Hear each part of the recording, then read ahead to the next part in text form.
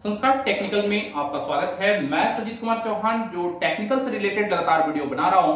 तो भाई आज का ये जो स्पेशल क्लासेस है, आज क्लास होगा फिजिक्स का, और फिजिक्स में हम लोग लाइट चैप्टर पढ़ेंगे। और लाइट चैप्टर का बहुत सारे पार्ट्स हैं, जिसमें से आज मैं बात करना चाहूंगा समतल दर्पण।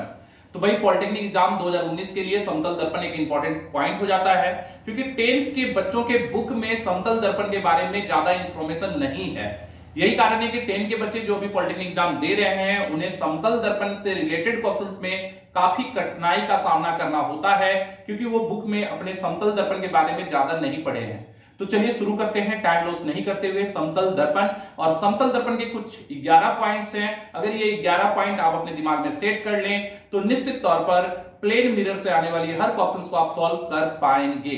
तो आइए बात करते हैं समतल दर्पण की। तो देखिए, सबसे पहले तो भाई समतल दर्पण कौन सा है? जो आपके घर में शीशा होता है वो एक समतल दर्पण है। ऑटोमेटिक है कि आप जब शीशा में देखते हो तो चेहरा आपको दर्पण के पीछे दिखाई देता है। हाँ भाई, समतल दर्पण में यही होता है। तो पहला नियम आप याद रखेंगे कि फर्स्ट नियम यह है कि किसी भी समतल दर्पण में जब भी प्रतिबिंब बनता है, मतलब किसी वस्तु का जो प्रतिबिंब बनता है, तो समतल दर्पण में किसी भी वस्तु का प्रतिबिंब हमेशा दर्पण के पीछे होता है और काल्पनिक होता है। क्योंकि जो आप दर्पण के पीछे देखते हो ना, वो एक काल्पनिक प्रतिबिंब है।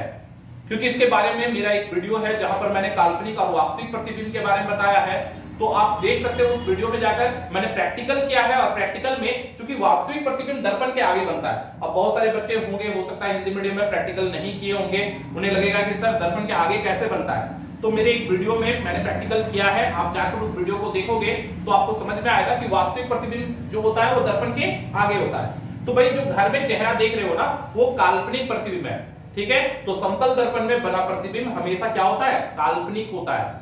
और दर्पण के पीछे, क्योंकि दर्पण के पीछे ही काल्पनिक प्रतिबिंब बनता है। ये पहले पॉइंट है। इसी पॉइंट्स में और एक चीज मैं जोड़ देता हूं कि दर्पण से वस्तु की दूरी, मतलब आप दर्पण से जितना दूर खड़े रहोगे, दर्पण से प्रतिबिंब की दूरी बराबर होती है। मतलब दर्पण से वस्तु की दूरी और दर्पण से प्रतिबिंब की दूरी हमेशा बराबर होती है। It is the first point कि समतल दर्पण में बना प्रतिबिंब काल्पनिक होता है और दर्पण से वस्तु की दूरी, प्रतिबिंब की दूरी बराबर होती है। 10th क्लास में आप पढ़े होंगे, ये चीज तो पढ़े होंगे। जो नहीं पढ़े मैं उसके बारे में भी बताऊंगा। तो पहले छोटी छोटी बातों से ही शुरुआत करते हैं। सेकेंड पॉइंट, अब आते हैं पॉइंट 2। समतल दर्पण में वस्तु की ऊंचाई प्रतिबिंब की ऊंचाई के बराबर होता है। मतलब भाई ये वस्तु जो है ना, जो व्यक्ति खड़ा हो या कोई भी वस्तु, उसकी जितनी ऊंचाई होगी, उसका जो हाइट होगा, तो उसके प्रतिबिंब का हाइट ही उतना ही होता है। मतलब समतल दर्पण में वस्तु की ऊंचाई और प्रतिबिंब की ऊंचाई बराबर होती है। इमेज का जो हाइट होगा वही उसके ऑब्जेक्ट का हाइट होगा, मतलब दोनों सेम होता है। इसके बाद तीसरा टॉपिक, चलिए अब कुछ इंपॉर्टेंट टॉपिक्स पे बात करते हैं जो आपके लिए काफी इंपॉर्टेंट है, और वो है समतल दर्पण में पार्श्व परिवर्तन। भाई ये लेटरल इनवर्स क्या होता है, पार्श्व परिवर्तन क्या होता है, इसके बारे में जान लो। आप कोई लेटर में कोई सवाल लिखो, जैसे आप कुछ लेटर एक लिखते हैं, हम लिख रहे हैं कुछ वर्ड क, म और ल, कमल। अब इस कमल को अगर आप मिरर में देखोगे तो क्या होगा? ऑटोमेटिक भाई ये कैसा दिखाई देगा? तो आप उल्टा मत कहो, इसे दाएं बाएं चेंज होगा। मतलब आप इसको देखोगे तो ये ऐसा दिखाई देगा, क, म और ल, कमल। ये शीशा में दिखाई देगा आपको। तो क्या होता है? इसको कहते हैं पार्श्व परिवर्तन, लेटरल इनवर्स। अब आपसे क्वेश्चन कैसा पूछा जाता है? तो भाई ये हो गया कि समतल दर्पण में हमेशा क्या होता है? पार्श्व परिवर्तन होता है। अब क्वेश्चन ये आता है कि अंग्रेजी के किन अक्षरों का पार्श्व परिवर्तन समान होता है? हाँ भाई, अंग्रेजी के किन अक्षरों का पार्श्व परिवर्तन समान होता है? तो चलो भाई, ये तीसरा पॉइंट चल रहा है, तो तीसरा पॉइंट था, और इसमें मैंने कहा कि अंग्रेजी के किन अक्षरों का पार्श्व परिवर्तन समान होता है। एबीसीडी की पढ़ाई स्टार्ट करते हैं। ए बदल कर भी लिखेंगे तो ये होगा, बी चेंज हो जाएगा, सी चेंज हो जाएगा, D, A B C D change हो जाएगा, ई भी चेंज होगा, F B, G B, H same होगा, क्योंकि दोनों तरफ से आपको एच बदलने पर ऐसा ही दिखेगा। एच हो गया, I, A B C D F G H, I same होगा, जे नहीं होगा, के एल एम, एम सेम हो जाएगा, एन नहीं होगा, ओ हो जाएगा, पी नहीं होगा, क्यू नहीं होगा, आर नहीं होगा, एस नहीं होगा, टी हो जाएगा, यू होगा, भी होगा, डब्ल्यू होगा, एक्स होगा, और वाई इस टाइप से लिखोगे तो हो जाएगा। तो अंग्रेजी के ये अक्षर हैं जिनका पार्श्व परिवर्तन सेम होता है, लेटरल इनवर्स सेम होता है। इन लेटर्स को आप याद रखो। इस लेटर में आपको बहुत सारे लेटर मिल जाएंगे और हो सकता है कि आपसे पूछा जाएगा कि अगर दर्पण में देखा जाए तो इसमें से कौन सा लेटर है जो चेंज नहीं होगा। तो भाई इसमें बहुत सारे लेटर देखो, आप यू भी मिल जाएगा आपको, वाई ओ यू, ये चेंज नहीं होने वाला लेटर है। तो इस तरह के लेटर्स हैं, और इसको चेंज करेंगे तो ये क्या हो जाएगा, यू ओ वाई, लेकिन भाई लेटर तो वही रहेगा ना। तो ये इस तरह की बातें आती है समतल दर्पण में कि जो पार्श्व परिवर्तन होता है, ये भी बात आपको समझ में आ गया होगा। अब कुछ और पॉइंट की बात कर लेते हैं भाई। तो इसके बाद नेक्स्ट पॉइंट देख लीजिए। नेक्स्ट पॉइंट है कि जब कोई समतल दर्पण, अब एक समतल दर्पण है, उसको थीटा डिग्री कोण से मोड़ दिया जाए, ये बड़ा अच्छा क्वेश्चन है। जब कोई प्लेन मिरर को थीटा डिग्री कोण से मोड़ दिया जाए, मतलब कि इसको आप अगर थीटा डिग्री से मोड़ के टर्न कर देते हो, इसे घुमा देते हो, इसको थोड़ा घुमा दिए, और तो देखो पहले सबसे पहले कंडीशन की बात करते हैं। जब मोड़े नहीं थे तो एक प्रकाश की किरण आ रही थी ए, टकरा के जा रही थी बी पर, और ये इसके बीच का अभिलंब है। अब दर्पण को मैंने मोड़ दिया, दर्पण पहले ऐसे था, अब क्या हुआ, दर्पण को मैंने मोड़ दिया, तो मोड़ दिया तो आने वाली किरण तो यही है, लौट के जाने वाली किरण वो चेंज हो जाएगी, क्योंकि मैं जैसे ही दर्पण मोड़ूंगा तो परावर्तित किरण पहले यहां परावर्तित हो रही थी, अब टर्न होकर परावर्तित होगी।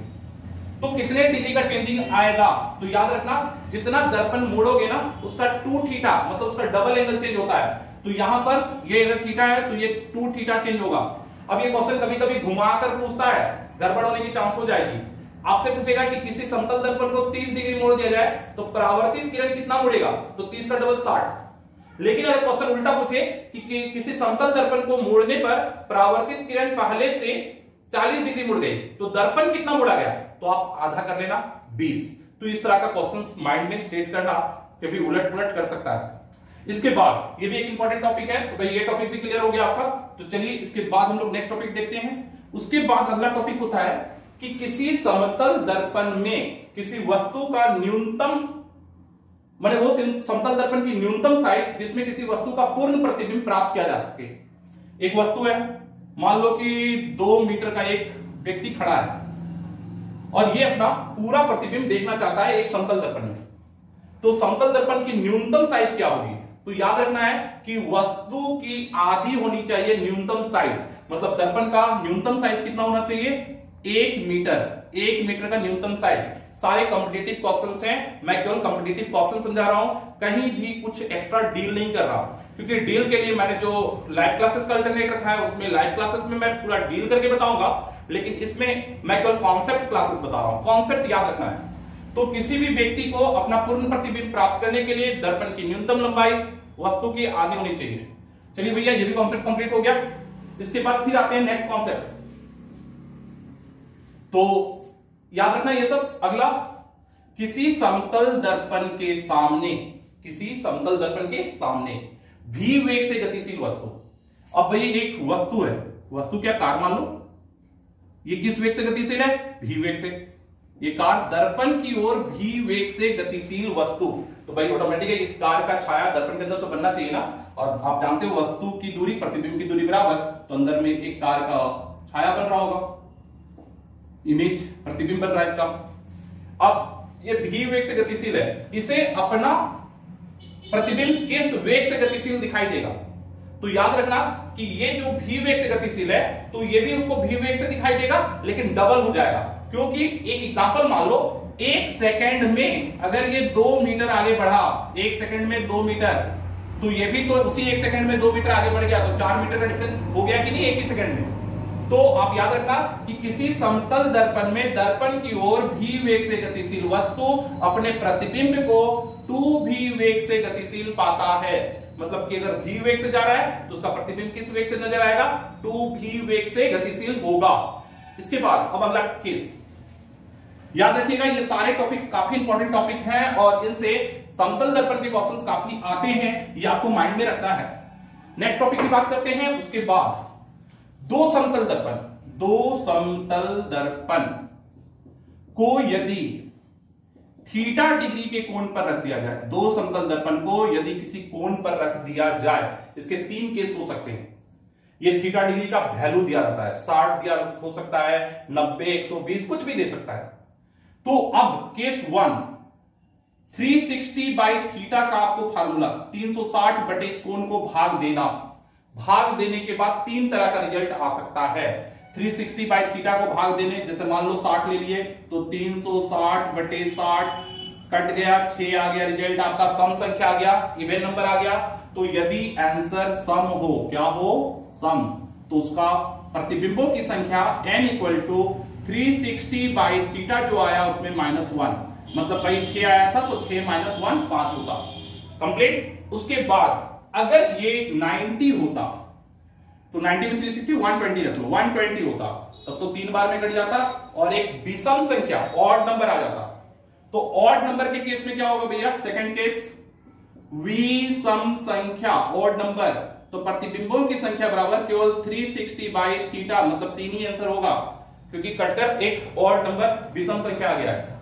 एंड तीसरा केस इसका एक और आता है, अगर डेसिमल में आ जाए। अब क्या करोगे, मान लो तीसरा केस की भाई ये पूरा का पूरा कटा ही नहीं, ये आ गया 3.8, कितना आ गया 3.8। अब क्या करोगे, तो 3.8 में से पहले 1 घटा लो, क्या करना है, तो n - 1 मतलब 3.8 - 1 मतलब 2.8 के बाद का पूर्ण अंक, तो 2.8 के बाद पूर्ण अंक क्या आता है 3, तो आंसर हो जाएगा 3। मतलब n - 1 के बाद जो पूर्ण अंक आएगा, मतलब डेसिमल में जो भी आया उसमें 1 घटाने के बाद जो पूर्ण अंक आ रहा होगा वही उसका आंसर होगा। तो n - 1 के बाद वाला पूर्ण अंक, ये हो गया जब दो समतल दर्पण को थीटा डिग्री कोण पर रखा जाता है। तो इसके 3 केसेस हो गए, ये 3 केसेस को जरूर रखो याद। अब इसका उल्टा भी पूछ सकता है, उल्टा में और फंसने का चांस होगा, ध्यान दीजिएगा।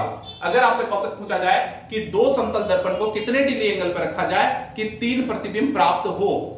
अब केस समझो, मैं ऑप्शन दे रहा हूं, ऑप्शन देखो, खेल समझ में आएगा। मैं कह रहा हूं 60 degree, B number 90 degree, C number 120 degree, D number B and C.